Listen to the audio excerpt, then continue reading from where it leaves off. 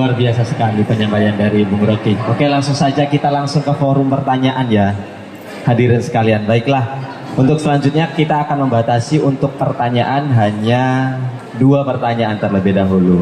Nah, kita buka untuk yang putra dan yang putri terlebih dahulu. Silahkan dari yang mas sebelah kameraman, dari tadi udah ngangkat tangan. Maju, sebutkan nama, asal instansi, dan pertanyaannya silahkan disampaikan dengan lantang kepada siapa pertanyaan itu ditujukan.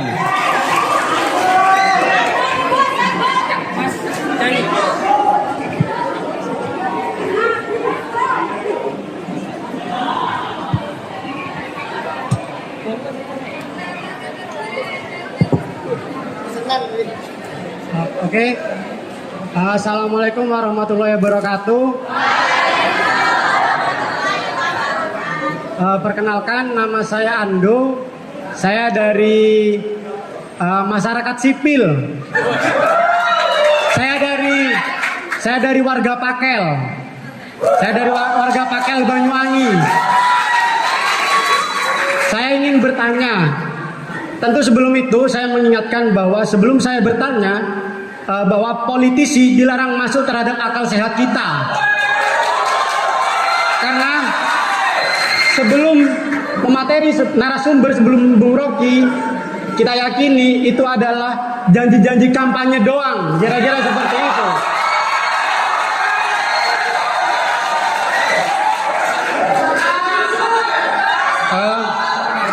Bung Rocky, saya ingin bertanya, apa saran Anda terhadap pola perubahan tentu yang dibuat oleh mahasiswa maupun rakyat terhadap Indonesia?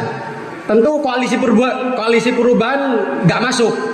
Hanya ada dua, reformiskah atau revolusikah? Yang pertama itu. Yang kedua, berbicara mahasiswa, maka itu tidak lepas berbicara tentang tanggung jawab mahasiswa terhadap sosialnya. Kira-kira seperti itu. Saya ingin mendengar pendapat Anda, bagaimana pendapat Bung Rocky terhadap persoalan negara yang hari ini menindas rakyatnya.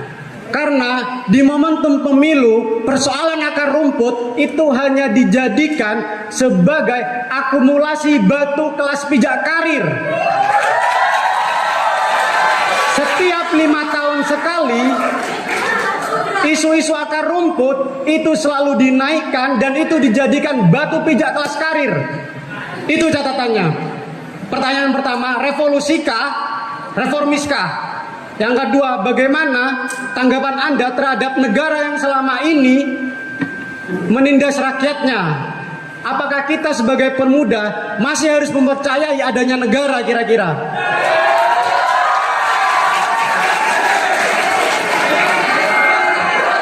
Kira-kira seperti itu. Mungkin cukup itu Bung Rocky. Wallahul muwaffiq ila aqwamit thoriq. Assalamualaikum warahmatullahi wabarakatuh. Waalaikumsalam warahmatullahi wabarakatuh. Kita langsungkan saja terlebih dahulu. Silahkan dijawab dulu sama Bung Rocky untuk pertanyaan tadi biar tidak tertimbun. Silahkan Bung. Iya, itu terkait revolusikah atau reformasikah? pasti saya jawab itu. Waktu kita mulai reformasi di tahun 98, kita menginginkan perubahan yang sifatnya total. Artinya berubah dari sistem otoritarian pergi pada sistem demokrasi. Satu kali kita melangkah, kita pindah dari rumah Orde Baru pergi pada rumah demokrasi. Perubahan itu namanya perubahan kualitatif. Kualitasnya berubah. Perubahan kualitatif berubah secara kualitas, bahkan secara total, namanya perubahan revolusioner. Perubahan yang dicicil, yang gradual, namanya perubahan evolusioner. Sekarang Anda jawab sendiri. kita sudah melakukan perubahan revolusioner atau baru sekedar evolusioner. Faktanya hari ini majalah Times, majalah Jerman, majalah Amerika, majalah Australia mendefinisikan Indonesia sebagai negara semi otoriter. Dia masih pakai kata semi, tapi udah otoriter, crypto authoritarianism. Jadi kita gagal untuk menghasilkan demokrasi, itu intinya. Apa penyebabnya? Karena kita takut memakai kata revolusi pada waktu itu. Dianggap bahwa kata revolusi itu terkait dengan sebuah partai politik di masa lalu, PKI. Padahal itu kata yang bebas nilai yang kita pakai secara akademis. Jadi kita gagal mengucapkan kehendak batin kita. Kita mau merubah secara revolusioner, tapi kita ditahan oleh mentalitas untuk takut bertengkar habis-habisan. Itu juga yang menyebabkan selama 9 tahun ini tidak ada pertengkaran politik yang bermutu di Indonesia karena nggak ada oposisi. Pak Jokowi mengatakan di periode pertama, saya tidak memerlukan oposisi. Padahal oposisi itu adalah lawan berpikir. Tanpa oposisi tidak mungkin kebijakan itu dipikirkan secara tajam. Jadi teman yang tadi saya jawab aja bahwa kita gagal menghasilkan revolusi. Yang ada cuma reformasi. Bahkan bagian paling dangkal dari reformasi adalah restorasi. Restorasi artinya benahin kecil-kecil. Nasdem pakai istilah itu karena takut untuk reformasi, takut untuk revolusi. Jadi Anda punya energi untuk mengulangi proses politik yang tertunda, yaitu revolusi. Baik, kita langsungkan ke pertanyaan yang selanjutnya. Kalau yang tadi sudah cowok, sekarang cewek dong. Kita harus seimbang. Oke, dari yang perempuan. Oke, saya beri kesempatan yang perempuan untuk mengambil mic.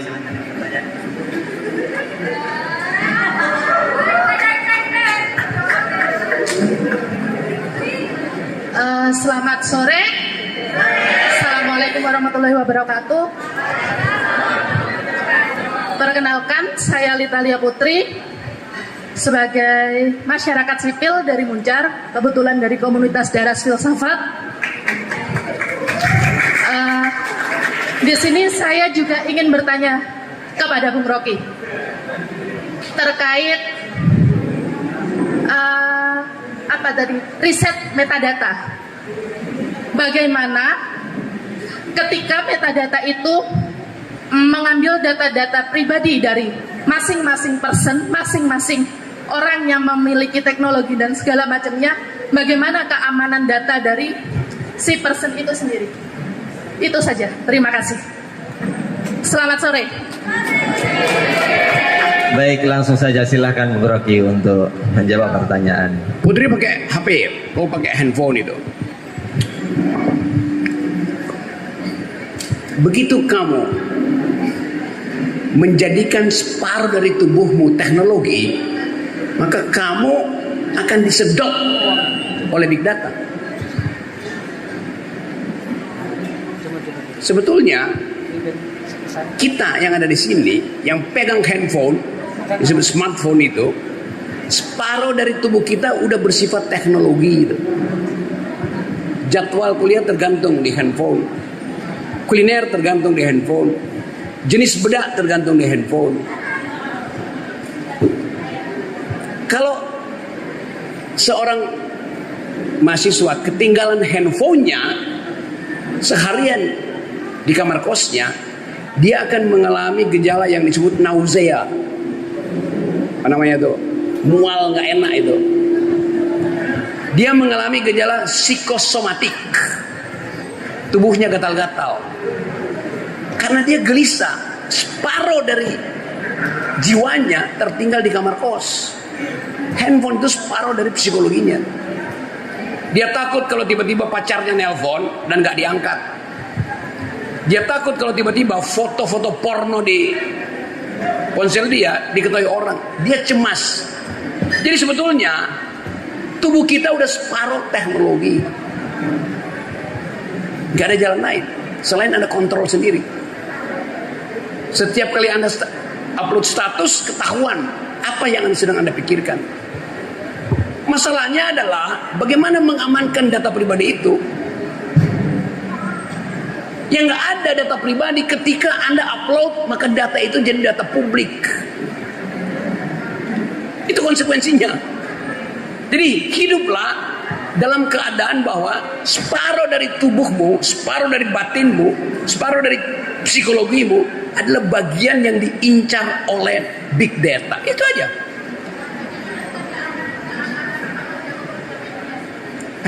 Nggak ada keamanan. Jadi kalau dikatakan bahwa ada undang-undang tentang ITE, itu undang-undang yang dipakai negara untuk menghalangi kita bercakap-cakap di dunia e-cloud. Satu-satunya prinsip supaya kita aman, pastikan bahwa datamu itu bisa menimbulkan percakapan dengan orang yang baca. Itu aja kan? Sehingga data itu menimbulkan percakapan. Kalau nggak mau data privat, nggak terkoneksi, jangan upload apapun sinyal yang memungkinkan orang mengintip private life-mu. Itu aja ya. Baik, terima kasih kepada Bung Rocky dari jawaban pertanyaan peserta. Kita batasi satu lagi pertanyaan ya. Oke. Sudah ada yang menjemput bola untuk ke sini. Mohon maaf sekali. Pertanyaan terakhir oleh saudari. Sebelumnya, Assalamualaikum warahmatullahi wabarakatuh. Perkenalkan, nama saya Leoni. Saya dari warga sipil. Dekat-dekat sini, saya dari Baru Rejo. Saya mewakili dari IPPNU Siliragung. Pertanyaan saya tujukan kepada Bang Rocky. Gini Bang, kan tadi Abang juga bilang bahwasanya kemajuan teknologi itu juga di apa nih Bu? Maaf. Grogi, saya terlalu grogi karena banyak orang-orang penting di sini. Kemajuan teknologi itu bisa mendahului kemajuan biologis. Jadi otomatis secara tidak langsung berarti kedepannya nanti tantangan kita bukan lagi manusia saja, tapi juga AI. Betul gitu. Nah, kan sekarang ini momennya momen pemilu nih. Berarti kita memilih bukan hanya presiden yang di situ cerdik dalam berpikir saja, tapi bagaimana presiden dan wakil presidennya itu juga cerdik dalam teknologi, sehingga kemampuan biologis tidak terkalahkan oleh kemampuan teknologi. Nah, pertanyaannya Bang, bagaimana saran kita agar melihat para capres, baik itu Pak Ganjar ataupun Pak Prabowo ataupun Pak Anies, niku pripun? Karena nanti kedepannya tantangan kita adalah AI, bukan lagi manusia saja gitu. Terima kasih. Wassalamualaikum warahmatullahi wabarakatuh. Ini contoh bagaimana dia mengikuti jalan pikiran saya, lalu dia bantah gitu. Dia interupsi itu. Artinya dia fokus pada apa yang saya uraikan.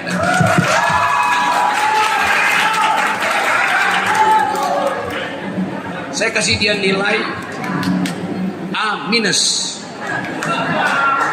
A untuk pengetahuan, minus untuk kenekatan. Karena dia nekat, datang lari. Saya punya pendapat, saya punya dalil. Dia rampas forum ini karena dia mau katakan ada urgensi untuk minta pertanggungjawaban dari apa yang saya katakan. Itu namanya manusia merdeka.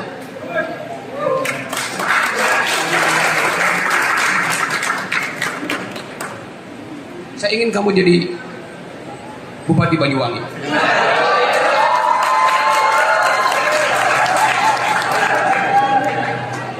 Bukan karena dia perempuan yang wangi, tapi cara berpikirnya wangi. Karena itu saya dulu di situ terpesona. Oke, sekarang ada problem.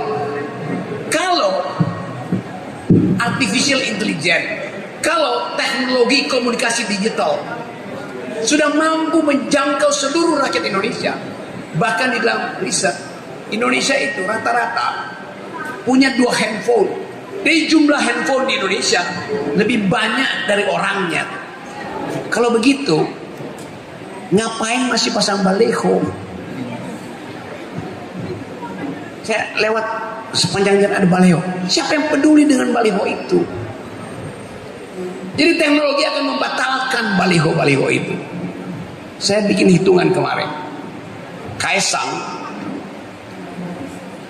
dan Gibran tiba-tiba dalam 2 hari sudah ada di seluruh Indonesia. Pertanyaannya, bagaimana mungkin partai PSI memasang baliho itu di seluruh Indonesia? Dan waktu kita hitung kira-kira udah ada 12 juta baliho udah tiba di Indonesia. Dibikin oleh UKM Banyuwangi? Bukan. Standar bikinnya. Apakah baliho itu dipasang oleh mama atau oleh relawan? Tidak. Bentuknya sama, tegak, rapi, dipasang oleh kelompok yang terorganisasi. Satu-satunya kecurigaan saya adalah aparat negara memasang itu. Tadi kepala desa, ASN, ya terlalu rapi. Kan itu dasarnya kan. Jadi biarkan aja.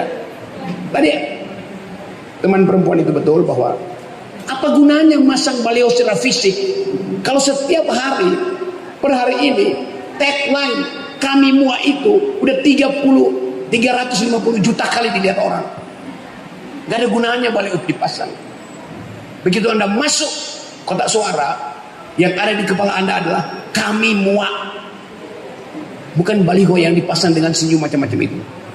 Jadi saya kira teknologi akan menyelamatkan demokrasi. Dan tinggalkan mereka yang berupaya untuk membujuk Anda dengan materi. Kita ingin pastikan bahwa negara ini diasuh oleh pikiran, bukan oleh uang.